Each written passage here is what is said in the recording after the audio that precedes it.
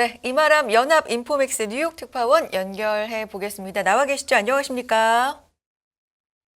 네, 안녕하세요. 안녕하세요. 이마람 특파원입니다. 네. 안녕하세요. 예, 어제 그 주식은 좀 빠졌고 금리는 오르고 그랬는데요. 저 관련된 뉴스 좀 전해 주시죠. 네, 뉴욕 3대 지수 이제 어제까지의 상승세를 이어가지 못하고 오늘 일제히 하락 마감을 했습니다. 하락폭은 전일 대비 크지는 않았는데요. 미국 채권 금리가 급등을 하면서 3대 지수에 모두 하방 압력을 가했습니다. 전장 다우가 전일 대비 0.3%가량 하락을 했습니다. S&P 500은 0.67% 하락을 했고요. 나스닥 지수는 전장 대비 0.85% 하락하면서 3대 지수 중 가장 큰 낙폭을 나타냈습니다. 지금 간밤에 채권 금리가 많이 올랐습니다. 미 10년물 국채 금리가 10bp 이상 오르면서 4.12% 수준을 이제 나타냈고요. 2년물 같은 경우도 4.5%를 상회를 하고 있습니다. 지금 미국 채권 금리는 이 금융위기 이후인 2009년 이후 가장 높은 수준을 나타내고 있는데요. 이 채권 금리 급등이 결국 주가 시장의 하방 압력으로 작용을 한 것으로 볼 수 있을 것 같습니다. 간밤 달러화는 강세를 재개했는데요. 달러 지수가 112.9선을 나타내면서 113선에 육박을 하는 모습을 보였습니다. 유가는 상승했습니다. 원유 재고가 깜짝 하락했다라는 소식이 전해졌고요. 최근 유가가 많이 하락을 하면서 이에 대한 반발 매수세가 들어왔는데요. 11월분 WTI 가격이 전장 대비 3.3% 오른 배럴당 85.55달러에 거래를 마쳤습니다. 네, 말씀해 주신 것처럼 미국 3대 지수는 모두 하락을 했고 여기엔 여러 가지 원인이 있습니다만 무엇보다도 10년물 국채 금리 상승이 가장 큰 원인이 된 것 같은데 이 부분 좀 자세하게 짚어주시면 좋을 것 같아요. 네, 지금 채권 금리가 오늘 많이 올랐습니다. 10년물이 다시 좀 심리적인 저항선이었던 4% 위로 올라갔고요. 10bp 이상 오른 모습입니다. 2년물도 4.5%를 상향 돌파를 했는데요. 지금 10년물 금리 같은 경우 2009년 8월 이후 가장 높은 수준을 나타내고 있습니다. 이 금융위기 때 이후에 가장 높은 수준을 보이고 있는 상황인데요. 이제 어제도 소개해드렸듯 미증시의 가장 좀 중요한 요인, 핵심적인 어떤 트리거가 될 수 있는 라인이 미 10년물 국채 4% 이 라인입니다. 그렇기 때문에 오늘 채권 금리가 오른 점이 결국에 증시를 조금 이 상승 랠리 탄력을 없애버리는 요인으로 볼 수 있을 것 같습니다. 전문가들도 이런 평가를 하고 있는데요. 데이터 트랙 리서치 같은 경우 지금 비록 어닝이 실적이 생각보다 괜찮게 나오고 있지만 우선 어찌 됐든 2년물과 10년물 채권 금리가 하락할 때까지는 이번 반등에서 많은 것을 기대할 수가 없다라고 조언을 했습니다. SPI 에셋 매니지먼트 같은 경우도 최근에 우리가 영국 사례에서 본 것처럼 전 세계 채권 시장의 혼란은 즉각적으로 증시를 위험에 빠뜨리는 요인이다라고 얘기를 했습니다. 예, 어제 보면은 미국뿐 아니라 그 독일 금리도 한 10bp 정도 오른 것 같아요. 그 영국은 좀 내렸는데 영국은 좀 특수한 상황이 있다고 생각이 되니까 유럽 쪽도 금리가 다 올랐는데 이게 유럽 쪽에 그 CPI나 이런 게 영향을 미쳤을까요? 네, 지금 글로벌 채권 시장 금리 상승, 결국에는 글로벌 인플레이션 우려와 미 연준을 비롯한 각국 중앙은행의 공격적인 긴축 가능성이 금리를 끌어올리고 있습니다. 오늘 영국이랑 이제 유로존 쪽에서 CPI, 소비자 물가 지수가 발표가 됐는데요. 굉장히 높은 수준을 유지하면서 영국 같은 경우는 40년 만에 최고치를 유지를 했습니다. 영국 9월 CPI 지난해 같은 달 대비해서 10.1% 오른 상태이고요. 유로존의 9월 CPI도 전년 동기 대비 9.9% 오른 상황입니다. 역시 역대 최고치고요. 이 유럽의 물가 상승률도 정말 기록적인 수준을 계속 유지를 하고 있다라는 점이 글로벌 인플레 우려를 증폭시키고 있습니다.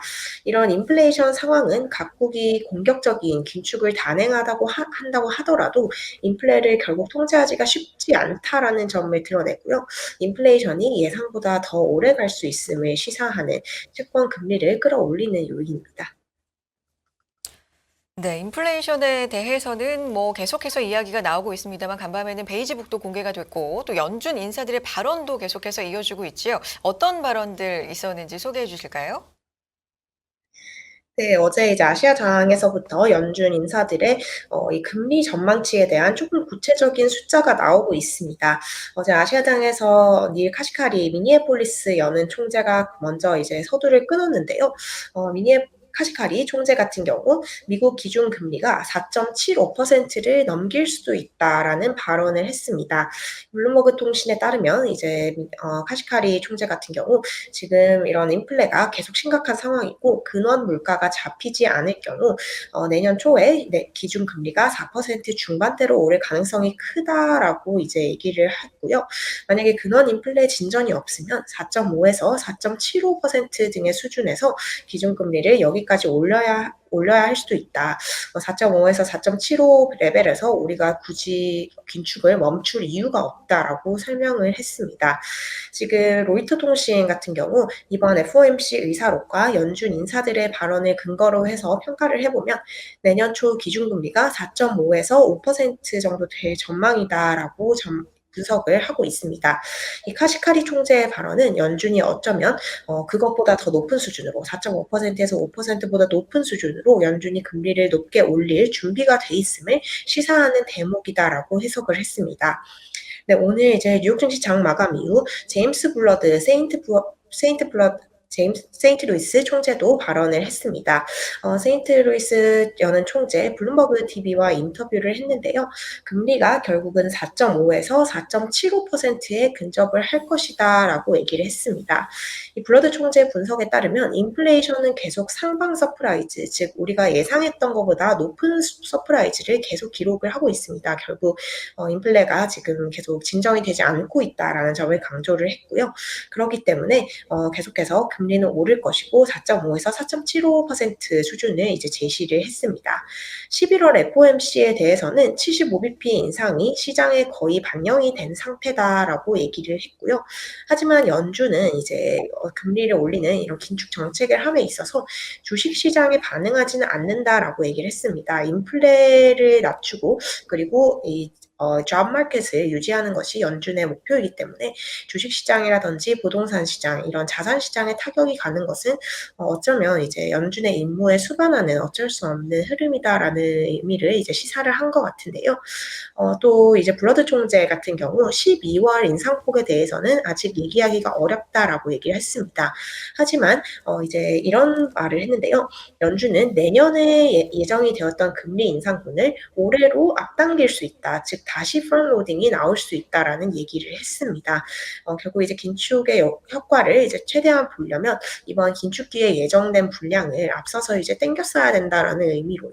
12월에도 어쩌면 75bp 인상이 가능할 수 있다라는 점을 시사를 했습니다. 네, 연준 위원들이 뭐 계속 비슷하게 계속 그 강하게 얘기하는 것 같고요. 뭐 다 알고 계시겠지만 점도표에 따르면은 금년 말이 4.5, 내년 말이 4.75인데요. 75, 70을 올리게 되면 4.75가 되잖아요. 그러니까 내년 거를 땡겨서 쓴다. 그런 뜻인 것 같습니다.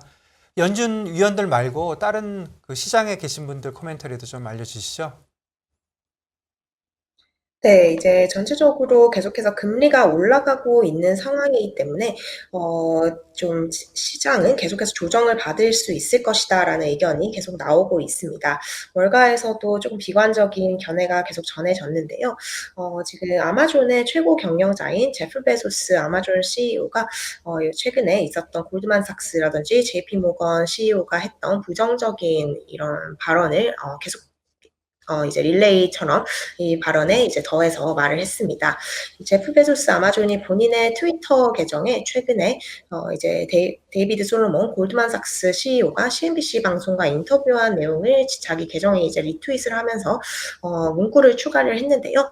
이 말이 맞다. 이제 경기 침체가 올 수 있는 상황이 맞다라고 얘기를 하면서 최근 이제 경제 여건을 보면 우리는 위기에 대비해야 될 시기다라고 얘기를 했습니다.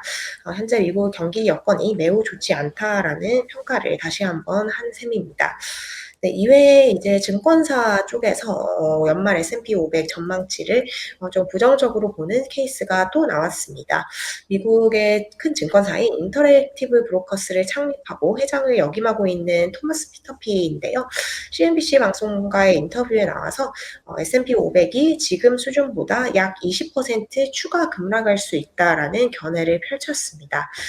지금 올해 S&P 500이 20% 이상 하락을 한 상태이지만 여기서 19%가량 추가 하락이 가능하다라고 주장을 하면서 본인이 봤을 때는 S&P 500의 저점을 3,000선으로 보고 있다라고 전망을 했습니다. 네. 경제 지표도 좀 살펴보겠습니다. 주요 경제 지표 굵직굵직한 것들이 다소 좀 쉬어가고 있는 가운데 주택 지표에 관련된 것들이 좀 발표가 되는 것 같은데요. 간밤에도 있었습니까? 네, 어제도 이 주택시장 관련된 부정적인 경제 지표가 나왔었는데요. 오늘도 좀 좋지 않은 부동산 신호가 이제 감지가 됐습니다. 오늘 이제 미국의 9월 신규 주택 착공 건수가 이제 발표가 되었는데요. 미국의 9월 신규 주택 착공 실적이 전월 동기 대비 8.1% 감소한 것으로 집계가 됐습니다. 새로 이제 착공이 되는 주택이 줄어들고 있다라는 의미이고요. 이미 연준의 이제 페드의 금리 인상에 따라서 모기지 금리도 상당히 많이 치솟은 상태이기 때문에 이런 상황에 직격탄을 맞은 것으로 해석을 할 수 있을 것 같습니다. 예, 그렇군요. 그리고 실적 얘기, 실적 발표들이 쭉 있었죠? 실적하고 종목, 섹터 얘기도 한꺼번에 좀 해주시죠. 네, 지금 오늘 뉴욕 증시 장 마감 이후에 이제 테슬라 실적이 나왔습니다. 숫자만 간단히 확인을 하고 들어왔는데요. 지금 테슬라 실적 같은 경우는 약간 혼재된 흐름을 보이고 있는 모습입니다. 우선 이제 순이익 같은 경우는 시장 예상치보다 괜찮게 나왔고요. 다만 매출은 시장 예상치보다 안 좋게 나왔습니다. EPS가 1.05달러로 집계가 됐는데요. 예상치였던 0.99달러보다 조금 이제 높은 수준이고요. 그리고 매출 같은 경우는 예상치가 219억 달러대였던 거에 비해서 지금 214억 달러대로 소폭 이제 못 미치는 수준으로 미스가 나왔습니다. 혼재된 수준인데요. 시간의 거래에서 테슬라의 주가는 3% 이상 하락을 하고 있는 모습입니다. 네, 테슬라와 이제 덧붙여서 이제 IBM도 실적을 장 마감 이후에 발표를 했습니다. 이제 한때 뉴욕 증시 대장주였던 이제 대형 종목인데요. IBM 같은 경우 매출 그리고 EPS가 생각보다 괜찮게 나왔습니다. 이제 EPS 같은 경우 1.81달러로 집계가 됐는데요. 예상치를 상회하는 수준이고요. 매출 역시 월가 예상치를 상회를 했습니다. IBM 같은 경우는 연간 가이던스 또한 상향했다라는 소식이 전해졌습니다. 네, 이제 이 양 기업의 이제 대형 종목이기 때문에 테슬라와 IBM 실적 내일 어떻게 또 반영이 될지 좀 봐야 될 것 같습니다. 네, 오늘 장중에 또 여러 기업의 실적이 발표가 됐는데요. 우선 프록터 앤드 갬블 P&G의 실적이 발표가 됐습니다. P&G 같은 경우는 실적이 괜찮게 나왔고요. 분기 순이익과 매출이 시장 예상치 상회했습니다. P&G 주가 오늘 0.8% 오르는 흐름 나타냈습니다. 또 미국의 대형 손해보험 회사입니다. 트래블러스 컴퍼니스도 실적을 발표를 했는데요. 순이익이 이제 31%가량 감소를 한 것으로 나타냈습니다. 미국의 허리케인이 오면서 보험 청구액이 늘어난 여파였다라고 하는데요. 어쨌든 시장의 예상치는 웃도는 수준이었습니다. 주가는 4% 이상 상승을 했습니다. 네, 오늘 S&P 500 구성하고 있는 섹터 중에 에너지를 제외하고 전 섹터가 좀 하락을 하는 흐름을 보였습니다. 빅테크도 혼재된 흐름을 나타냈는데요.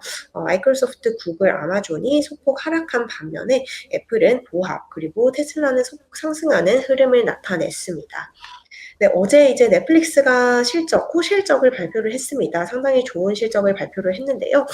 이에 따라서 오늘 주가가 장중에 15% 급등을 했습니다. 마감가 기준으로는 전장 대비 13% 오른 수준에서 마감을 했는데요.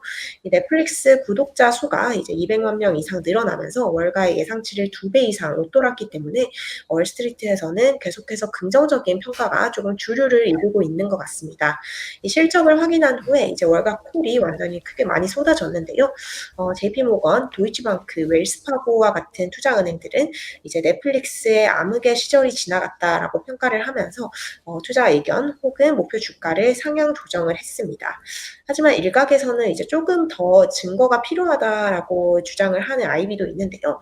골드만삭스나 모건 스탠리 등은 다소 조심스러운 견해를 유지를 하는 모습을 보였습니다. 네, 그렇군요. 예, 알겠습니다.